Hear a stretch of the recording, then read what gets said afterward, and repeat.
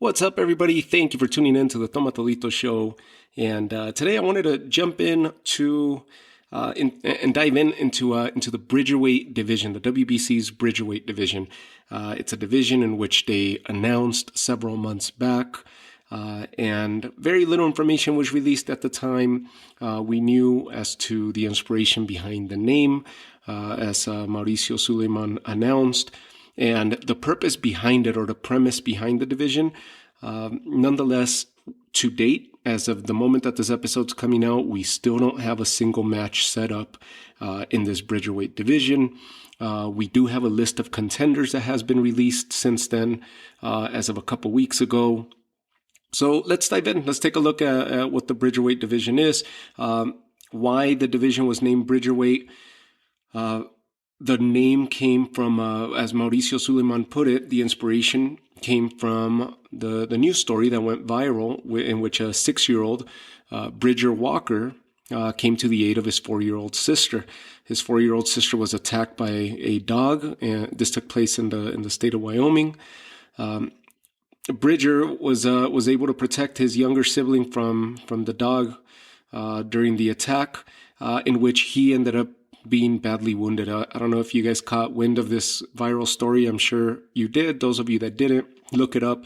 Very serious injuries that he sustained to his face. He was badly wounded by this dog's bite.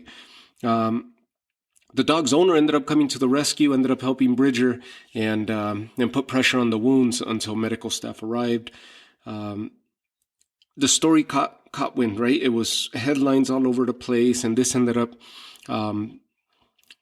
causing a stir within Mauricio Suleiman, or at least an inspiration within him to do something in the name or in the honor of this young, brave boy who came to the rescue of his younger sibling without thinking about it, right? Obviously, you're looking at a big beast, an animal that's going to overpower you, scary teeth, scary bite. At that age, you're very impressionable, right? And he came to the aid of his 4-year-old sister being in trouble, and what a hero, right? Small hero, and a huge heart, huge act on his behalf. So if you didn't catch on to that story, look into it. Bridger Walker. So Mauricio Suleiman, not only was he inspired by this, but he ended up naming Bridger Walker an honorary WBC champion. He presented him with his own belt, so that was really neat. That was pretty cool by the WBC. Prior to the Bridgerweight name being coined, many referred to the idea in conversation as a Super-Cruiserweight division when the talks of this division were initiated.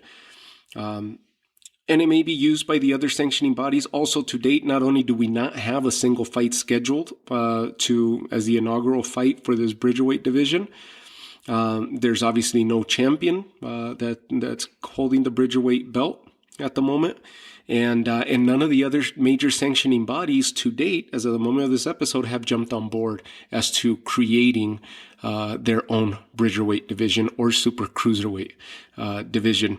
What's the purpose of this division? This new weight class that Mauricio Suleiman and the WBC announced as the Bridgerweight division is going to operate between 200 and 224 pounds. So that hence why they were coining the Super Cruiserweight, right?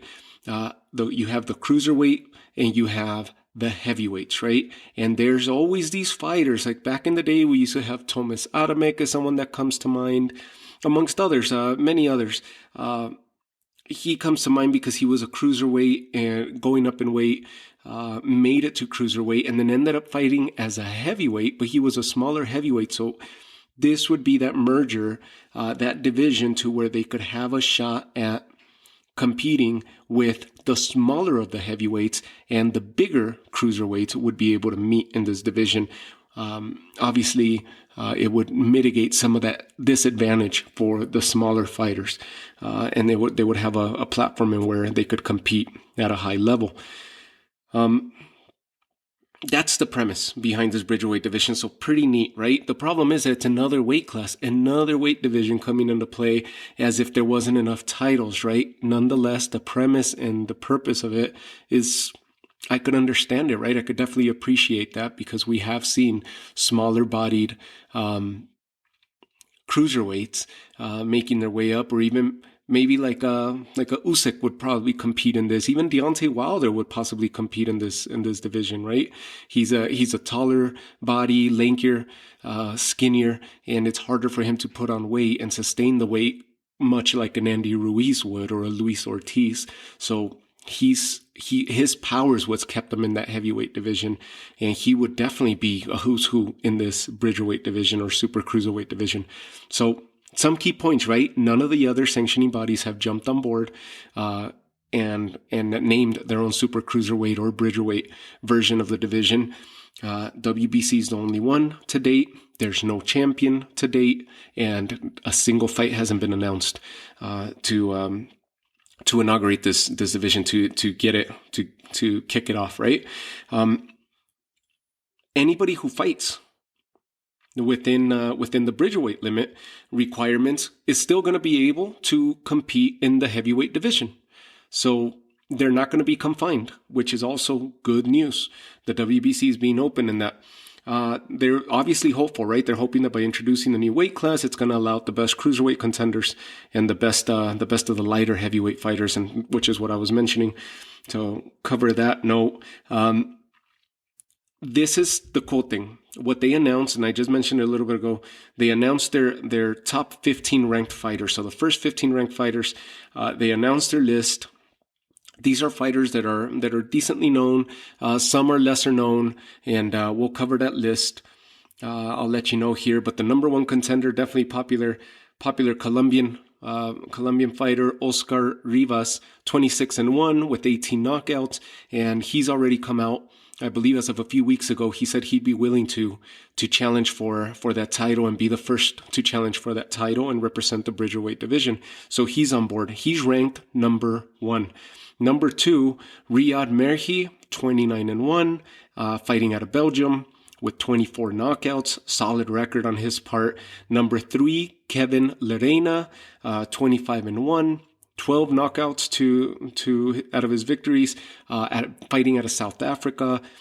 Dmitry Kudryashov, 24-3 with 23 knockouts, fighting out of Russia. Evgeny Romanov, one of the more popular names, ranked number 5, 15-0, 11 knockouts, currently undefeated. Definitely an up-and-coming prospect, Russian fighter as well. Bryant Jennings, we've seen him in there with big names. I believe, if I'm correct, this is several years ago. He ended up fighting against Vlad Klitschko. Bryant Jennings he's definitely a good candidate for this division. One of the smaller heavyweights, and he was outsized by Vlad Klitschko in that fight. Good boxer, decent pedigree on that he brings to the table. 24-4 record, 14 knockouts, fighting out of the United States. Artur Szpilka, another name that we know, fighting out of Poland, 24-4, 16 knockouts to his record, ranked number 8. Alen Babic, Croatian fighter, 6-0, 6 knockouts. So 6-0, all victories by way of knockout, up-and-coming prospect. Number 9, Joel Tambwe, 17-2, 8 knockouts out of Belgium. Shigabudin Aliyev, 9-0, 6 knockouts, Russian fighter. Marco Huck, this is another one that I was considering, and it was popping in my head earlier when I was mentioning Tomas Adamek. Marco Huck is another fighter who was a cruiserweight. He was in the lighter divisions and then ended up going to cruiserweight, ended up competing in heavyweight. German fighter Marco Huck, he's been around for quite a bit. They have him in this ranking as the 11th fighter, 42-5. He's a little bit on the latter stages of his career already. He should be getting pretty close to hanging up those gloves maybe within the next couple years. Marco Huck's been around for quite a bit. Nonetheless, he's the other one, and I just couldn't think of his name. I could picture his face. I wasn't able to remember his name, and sure enough, he's on this list. Ranked number 11, 42-5, 28 knockouts, German fighter. Number 12, Bilal Lagune, 25-2, 14 knockouts, out of Belgium. 13th rank, Samuel Kaje, 15-1, so 15 victories, 1 defeat, 12 of those victories by way of knockout, French fighter. Rashid Kazoev, 8-0, another up-and-coming prospect. So we keep seeing this trend, right, in this top 15. Rashid Kazoev, 8-0, 5 knockouts, Russian fighter. So 8-0 record. We just mentioned Shigabudin Aliyev, 9-0, 6 knockouts, Russian fighter. Alen Babic, 6-0, 6 knockouts, Croatian fighter. So they're definitely... Europe is definitely representing big here. Only one United States fighter that we mentioned. Let me finish off the list. That was Rashid Kazoev, 8-0, 5 knockouts out of Russia. And then Isaac Chamberlain out of the UK, British fighter, 12-1 with 6 knockouts. Isaac Chamberlain puts the caps off this 15, the 15 ranked fighters that the Bridgerweight Division, WBC, has released. How many Russian fighters do we have on here? We have 2, 3, 4 Russian fighters on this list. Belgian fighters, we have 1, 2, 3 Belgian fighters. German, we have 1, which is Marco Huck. British fighters, we only have 1. United States only has 1. Colombia only has 1, which is the number 1 top fighter. So that's... As a matter of fact, it's not just that Colombia has 1. South America as a whole only has 1. Central America doesn't have anybody. North America has the United States, Bryant Jennings. France has 1 fighter in there. And Poland, Artur Szpilka is in there. South African fighter, Kevin Lerena. So, I mean, it's well represented. It seems like it's well spread out, but Russia's heavy in here. Russia and Belgium are running the show on those top 15, and they definitely got the records. They got the punching power, and I think this is going to be a good division for these fighters to shine in. They're a little bit on the smaller side for the full heavyweight division. Nonetheless, they've been competing at it, so this would be a pretty cool opportunity for them. So again, Bridgerweight division, 200 to 224 pounds. It's going to sit between the cruiserweight and heavyweight divisions. To date, no fight has been announced yet. Oscar Rivas, the number 1 ranked fighter on this 15, on this list of 15 fighters that has been released as ranked by the WBC. Oscar Rivas out of Colombia, willing to represent this division, and now we just need to find him an opponent, right? So hopefully it'd be Rivas against Riyad Murhi, the number 2 ranked fighter. That would make sense to me. Let's keep an eye on this Bridgerweight division. Like I said, no champion yet. No fight to date has been scheduled. The other sanctioning bodies have not jumped on board, and I know I repeated this 3-4 times already during the episode, but those are key points, right? If there's not going to be any support for this, it may very well just fizzle out as an idea. But it does have a good premise, and it seems like it has a good purpose. It could definitely be purposeful for the smaller fighters and the ones that are on the larger side of the cruiserweight. So let's keep an eye on that. And also, listen, if you didn't know about the story about Bridger Walker saving his sister, coming to the aid of his 4-year-old sister who was under attack by a dog, check out the story. Heartwarming story.